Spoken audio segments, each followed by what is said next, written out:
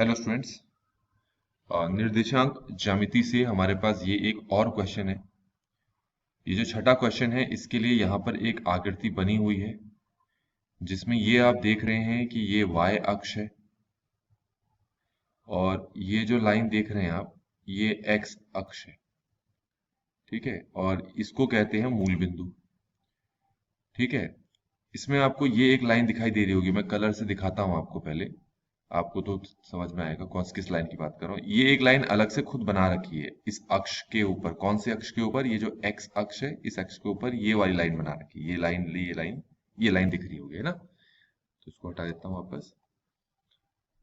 तो अब आपसे क्या कहा है यहाँ पर कि अ, बिंदुओं P, R और Q के निर्देशांक क्या हैं। आपको P, R और Q के निर्देशांक जानने हैं। पहले यहाँ देखें, ये रहा P। ठीक है, तो P के निर्देशांक जानने हैं तो यहां से एक लाइन नीचे जाएगी और एक लाइन यहां से इस तरफ लेके जाओगे तो तुम्हें P के निर्देशांक कितने मिल गए? ये मिल गया आपको 3,2। ठीक हो गया, तो P के निर्देशांक मिल गए आपको। अच्छा, इसी के साथ आपको किसके निर्देशांक निकालने के लिए कहा है? R के।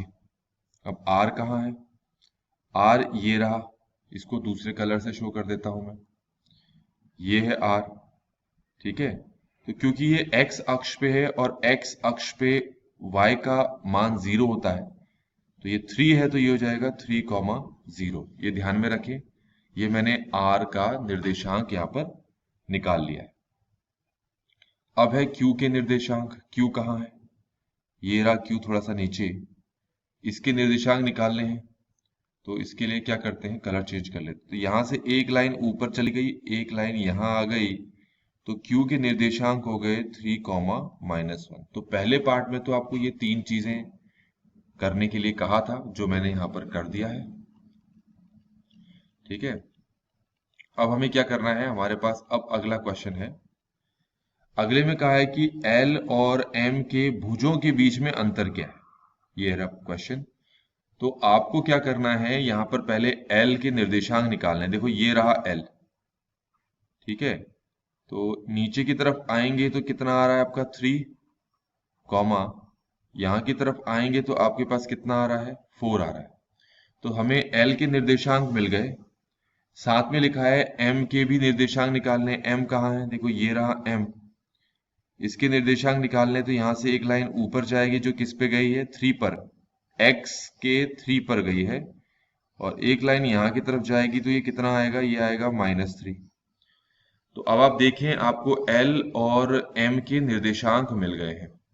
ठीक हो गया, L और M के निर्देशांक मिल गए। ये L का निर्देशांक है या M का निर्देशांक है। लेकिन आपको कहा है कि L और M के जो भुज है ना, उनके बीच का अंतर निकालना है। L और M के भुजों के बीच में अंतर निकालना है। तो आपको ये पता होना चाहिए कि L में भुज किसके कहते हैं। जैसे ये L है तो ये पूरा L का निर्देशांक है, तो इसमें जो ये 3 है ना, ये भुज है।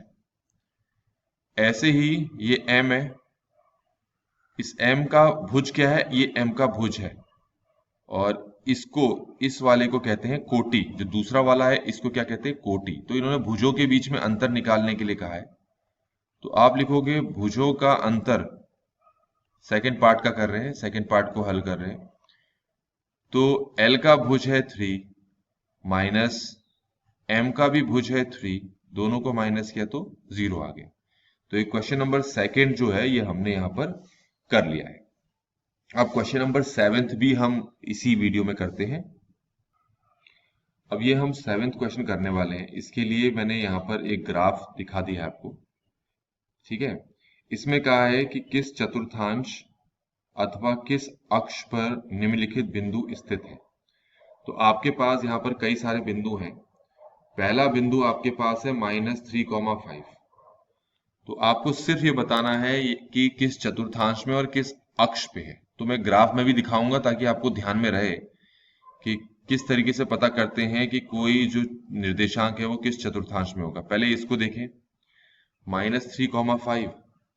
तो -3,5 देखिए जरा, ये रहा -3 x अक्ष पे। अच्छा, 5 तो इसमें है नहीं तो दिखाना पड़ेगा लाइन में। मैं थोड़ा सा यहाँ 5 भी शो कर देता हूँ। तो यहां से एक लाइन ऊपर लेके गए और एक लाइन यहां लेके आए, तो हमारे पास ये आ गया -3,5। आपको पहले ही बता दिया गया है कि ये पहला चतुर्थांश है, ये दूसरा चतुर्थांश है, ये तीसरा चतुर्थांश है और ये चौथा चतुर्थांश है। तो आपको पता लग गया होगा कि -3,5 कौन से चतुर्थांश में है, वो दूसरे चतुर्थांश में। ठीक है, तो आपको क्या करना है, अब मैं इसको यहां से हटा दे रहा हूं। आपको क्या लिखना है, आपको लिखना है, चेंज कर लेते हैं, आपको लिखना है ये -3,5 दूसरे चतुर्थांश में स्थित है। हो गया पहला। अब आते हैं इसको। ठीक है, तो 4,-1, पहले इसको देख लेते हैं कहाँ है ये। तो 4,-1 में पहले 4 को किस में ढूंढेंगे, एक्स अक्ष में। -1 को किस में ढूंढेंगे, वाई अक्ष में। यहां से एक लाइन नीचे लेके गए, यहां से एक लाइन आगे लेके गए, तो ये बिंदु आ गया आपका 4,-1 और देखें ये कौन से चतुर्थांश में आ गया, चौथे चतुर्थांश में। तो इसका मतलब है ये चौथे चतुर्थांश में है। तो आपको क्या लिखना है, आपको यहां लिखना है कि 4,-1 चौथे चतुर्थांश में स्थित है। अब आते हैं इसको देखते हैं, 2,0। अब क्योंकि 2,0 में ये 0 है जिसको हम y अक्ष में ढूंढते हैं, तो 0 होने की स्थिति में ढूंढने की जरूरत ही नहीं है। आप सिर्फ इसको ढूंढो, ये कहाँ है। तो इसको ढूंढेंगे हम x अक्ष पे, तो ये हमें ये मिल गया। इसी को बोलेंगे हम 2,0। तो 2,0 आपको कहां पर मिला, x अक्ष पे। तो आप लिखोगे 2,0 x अक्ष पर स्थित है। तो ये 3 हो गए हैं, समझ में आ गए होंगे। अब अगला देखते हैं। तो अगला पॉइंट आप पहले ही देख लें, क्या है आपके पास। अगला पॉइंट है 2,2। तो 2,2 में पहला 2 x अक्ष में मिलेगा, दूसरा 2 y अक्ष में मिलेगा। इसको यहां से ड्रॉ किया, इसको यहां से आगे खींचा, तो ये कितना मिल गया, 2,2। तो आप देख सकते हैं कि 2,2 कौन से चतुर्थांश में स्थित है। तो लिखोगे 2,2 पहले चतुर्थांश में स्थित है। ये हो गया हमारे पास। अगला अगला है हमारे पास, ये देखो, ये क्या है, -3, -6। -3 को इसमें कहाँ ढूंढेंगे हम, x अक्ष पे। कहाँ है, ये देखो, ये रहा -3। और -6 को कहाँ ढूंढेंगे, उसको ढूंढने से पहले इसको थोड़ा सा बड़ा कर देता हूँ। ये है -5 और ये है -6। तो इसको ढूंढेंगे y अक्ष पे, जो कि ये रहा आपका। तो यहाँ से एक लाइन नीचे जाएगी, यहाँ से एक लाइन आगे जाएगी, तो ये आपके पास हो गया -3, -6। तो ये कौन से चतुर्थांश में मिला आपको, चौथे चतुर्थांश में। तो आप लिखोगे -3, -6, नहीं चौथे नहीं, तीसरे पे, तीसरे